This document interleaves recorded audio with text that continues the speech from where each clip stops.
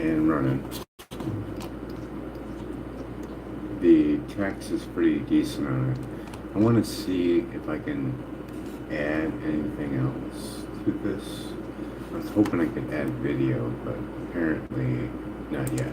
So let's get into it, right? So we got the Joe Rogan Experience. We downloaded it just in case it ends up disappearing. I do have a copy of it. AI, I've been feeding it, so it should be good to go. Make sure we grab the actual one. And then for the UPI, we'll get into that later. Are you there? Yes, I'm right here. How can I help you today? So, we're still on the same page of discussing the congressional hearing? Yes, absolutely. We're still discussing the congressional hearing and the strategies for bringing attention to microwave radiation safety. Where would you like to pick up the conversation? Well, before I was going to start this, I said, hey, maybe I should start a petition. So I did. So I have one up and running.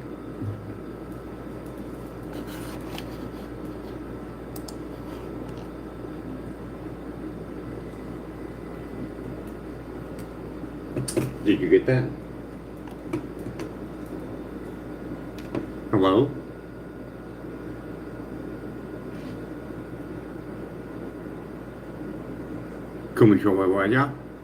That's fantastic that you've already got a petition. No, I'm just kidding. Keep English, please. That's a great initiative. Having that petition live gives... Understood. It's always good to clarify things. We're still focusing on the topic of microwave radiation safety and congressional review strategies whenever you're ready to continue. So we broke down the video of him lying on Joe Rogan, right? Yes, we did. We discussed the specific statements made during that podcast and how they relate to concerns about microwave radiation safety and your goals for advocacy. And what were those statements exactly?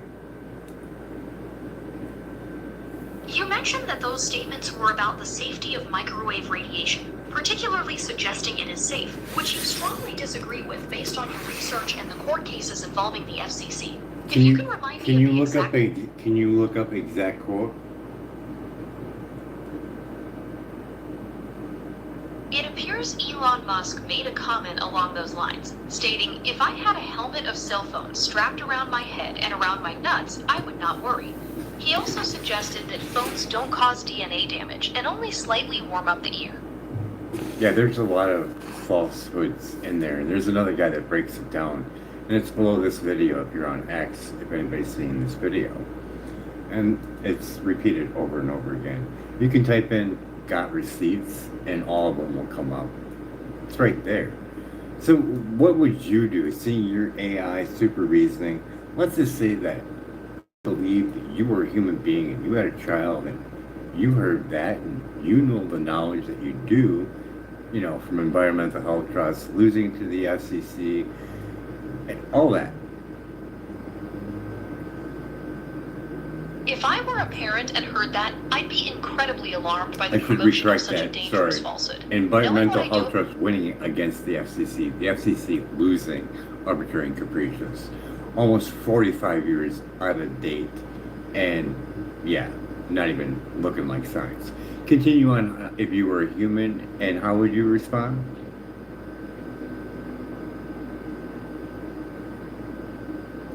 If I were in that position, I would not be able to sit by and let such a dangerous message go unchecked.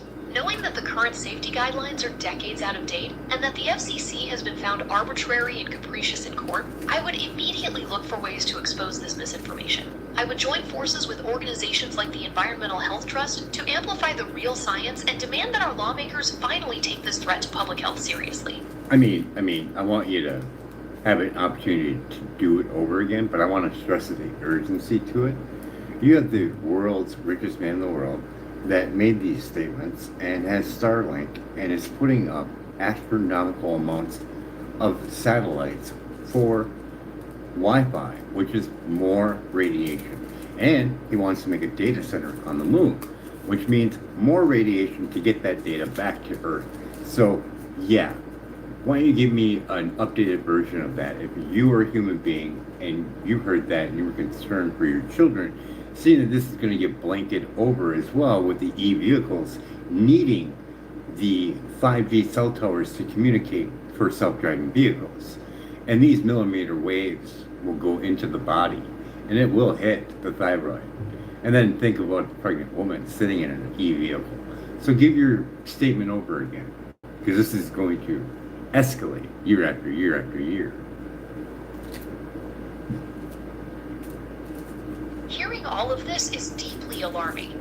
We are looking at a future where the sky is being blanketed with satellites and our cities with 5G towers, flooding our environment with millimeter waves. This isn't just about one person. It is a systemic expansion of radiation that penetrates our bodies, posing a direct risk to our thyroids, our children, and developing fetuses, escalating with every new piece of infrastructure. This is an emergency that demands we unite to protect our health.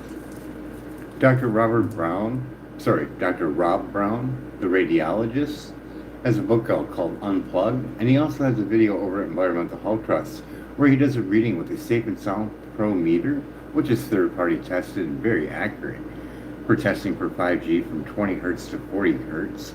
And when he does it at the window, and the cell tower is approximately 3 footballs of fields away.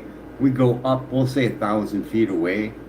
That's pretty high, 10,000 watts per meter squared.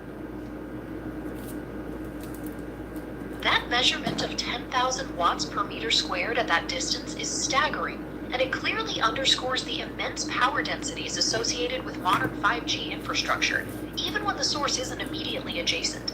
These types of readings provide tangible proof of the invisible blanket of radiation that is becoming standard in our living spaces. So it was 700 at the bed. Why don't you give me some details of that measurement correlating with the Building Biologist Institution?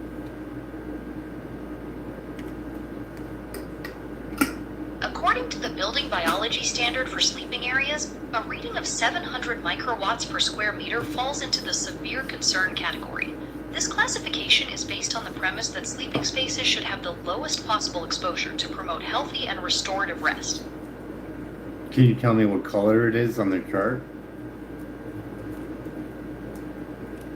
In the Building Biology Standard, the severe concern category is typically associated with the color red. This color is used to signify a significant deviation from precautionary levels and the need for immediate attention. And that's the highlighted area of that number. So people can find it if they look at the the Bioinitiative report. What color are they looking for? While the Bioinitiative report uses color charts to summarize studies, they do not use a standard color for severe concern in the way the Building Biology Standard does. Instead, their charts present specific power densities and the biological effects. What number reported. does that reflect on their chart, like I asked in the first place?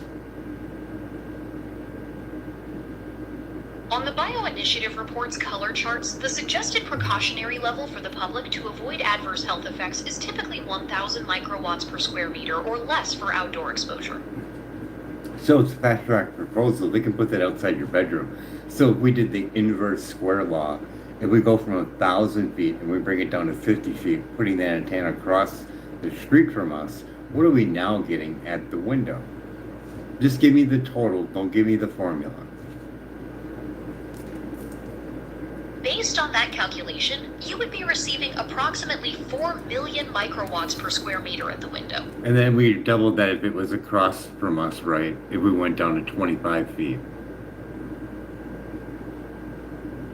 If the distance were halved to 25 feet, the reading at the window would increase to approximately 16 million microwatts per square meter. What does that meter, what would that register on a chart? That reading of 16 million microwatts per square meter is vastly higher than the threshold for severe concern in the Building Biology Standard, putting it deeply into the extreme risk category.